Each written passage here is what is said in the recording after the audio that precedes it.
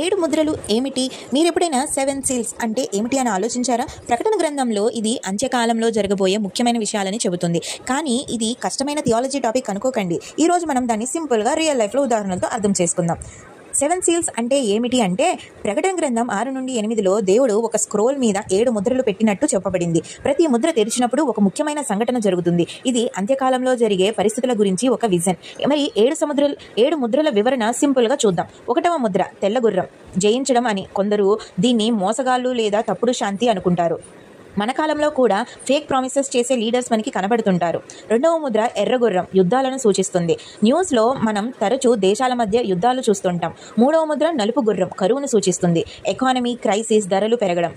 4వ ముద్ర పచ్చగుర్రం, మరణాన్ని చూపిస్తుంది. ప్లేగ్స్, డిసీజెస్ మనం కూడా కోవిడ్-19 లాంటి సమయంలో చూసాం. 5వ ముద్ర విశ్వాసం కోసం చంపబడిన వారి కేకలు. చాలా మంది తమ విశ్వాసం కోసం ప్రాణాలు ఇస్తున్నారు. 6వ ముద్ర ప్రకృతి వైపరీత్యాలు, భూకంపాలు, ఆకాశంలో మార్పులు అంటే న్యాచురల్ డిసాస్టర్స్ మనం రెగ్యులర్గా వింటున్నాం. 7వ ముద్ర ఆకాశంలో నిశ్శబ్దం. తరువాత 7 కహలాలు మొదలవుతాయి. ఇది జడ్జ్మెంట్కి ముందున్న సైలెన్స్. మనం నేర్చుకోవాల్సినది, ఈ ముద్రలు మనకు ఒక వార్నింగ్.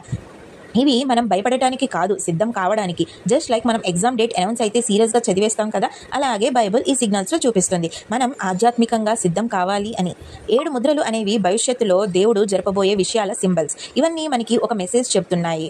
మనం దేవుని దగ్గరగా ఉండాలి, ఆయనలో విశ్వాసం పెట్టాలి. ఈ వీడియో మీకు నచ్చితే లైక్ చేయండి, షేర్ చేయండి, సబ్స్క్రైబ్ చేయండి. మరిన్ని ఆసక్తికరమైన బైబిల్ టాపిక్స్ కోసం మాతోనే ఉండండి.